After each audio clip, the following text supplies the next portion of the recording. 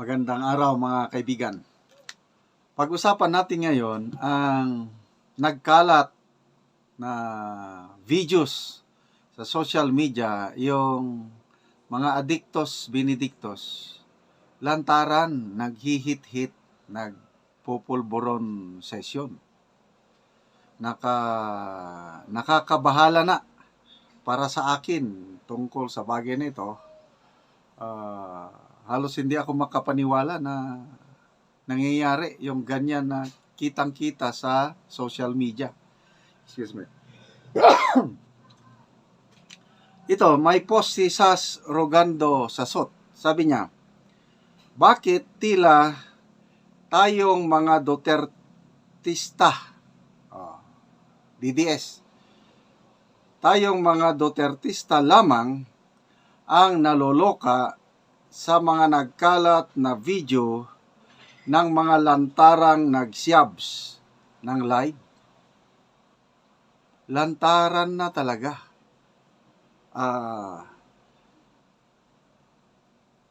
To me, kung pwede,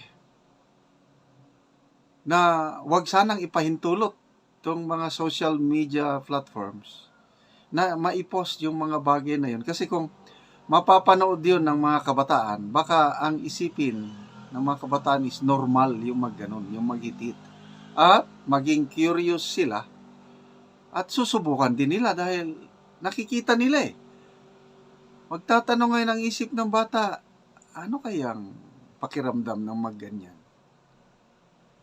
So, negative ang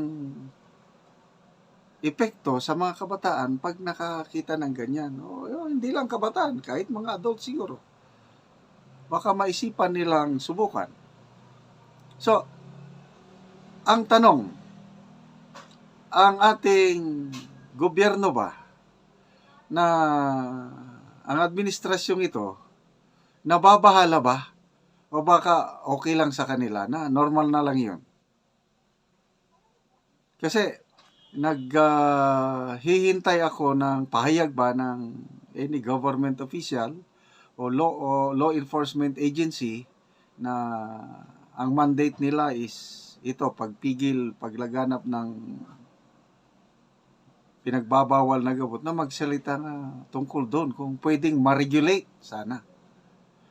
Tahimik.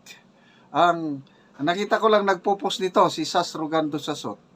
At ako naman, pinipick up ko para blinablog ko para ma-aware tayo na ganyan na ang nangyayari. So, yun ang tanong. Tayo lang ba, mga DDS, ang naloloka o nababahala rin ba ang administrasyong ito o normal na lang sa kanila? Magbasa tayo sa mga comments. Okay.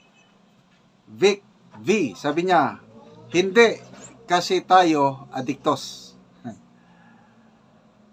Sito Fako kasi kitiya, classmates kasi nila. Same feather flocks together. Sin Nadre Mary Chris, nagpapahaba lang kasi sila ng oras, di naman daw talaga mga adik, sabi ng PNP chief. Yun na.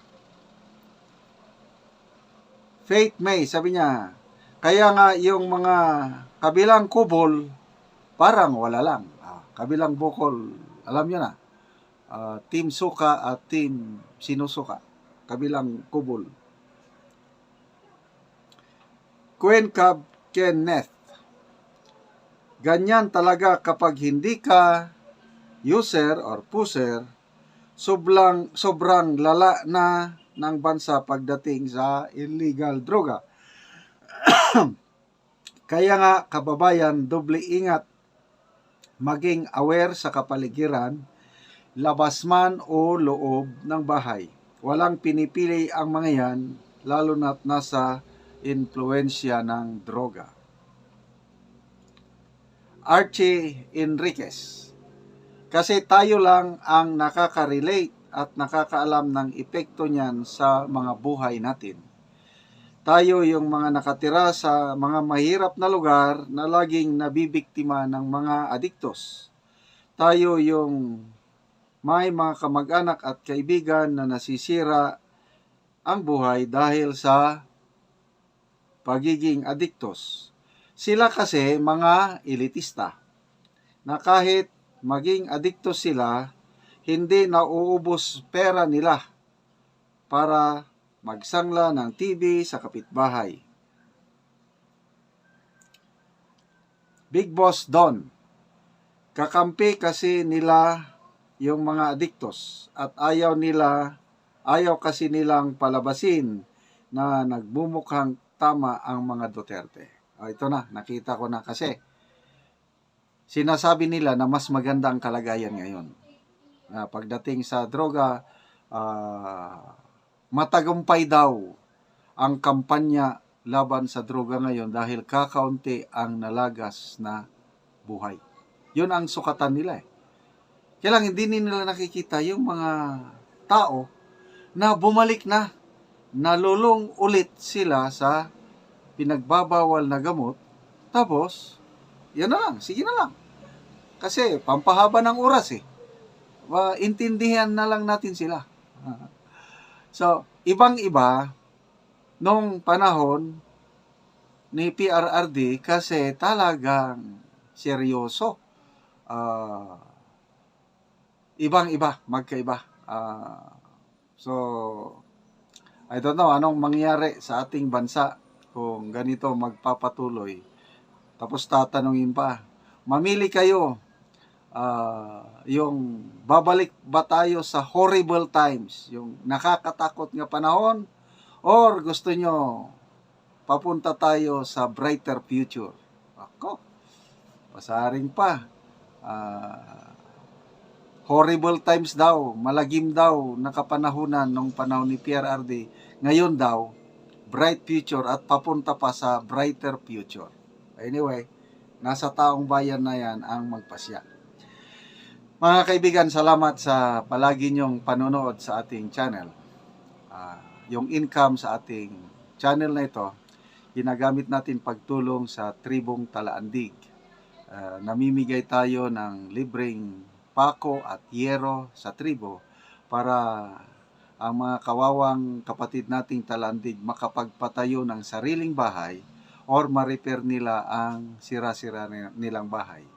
Namimigay din tayo ng livelihood assistance, nagpapatanim tayo ng saging lakatan, libre ang seedlings, abono, tinuturuan natin sila kasi ang ating kasabihan, kung may itinanim, mayroong aanihin.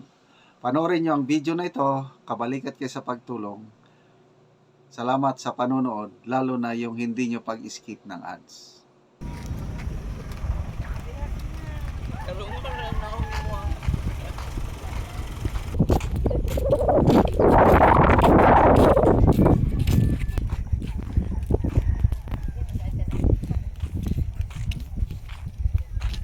Ipatindog dayon. Abot na gid imong sinay.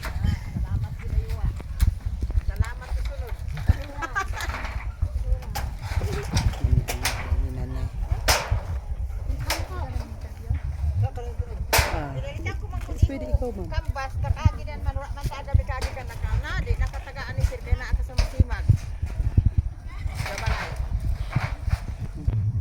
Kaninong bahay nga ito? Kaninong bahay? Ano pangalan mo, ate? Gloria Gloria. Taluas. Sino bang kasama mong nagkuha ng mga haligi mo? Na, kung anak, si Aljen. Yung anak ko daw yung kasama mo. Yung mister niyo po, nasaan siya? Na, namatay na dugay na kayo ba? 33 na katuig pagkamatay sa kumban. Balo po daw siya. 33 years na po nawala na yung mister po niya. So, ito po ang kanyang bahay. Temporary lang po yung trapa na nilagay po niya.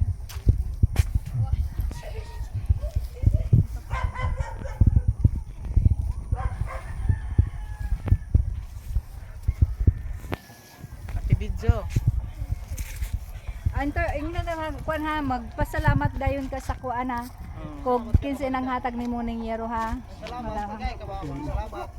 Ano pong masasabi po ninyo sa nagbigay tulong po sa inyo na ng yero?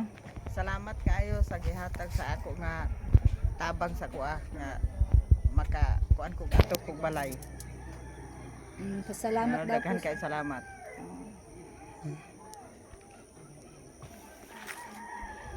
So, ano ka? Mm. Apo yan ka magulang nga bata ki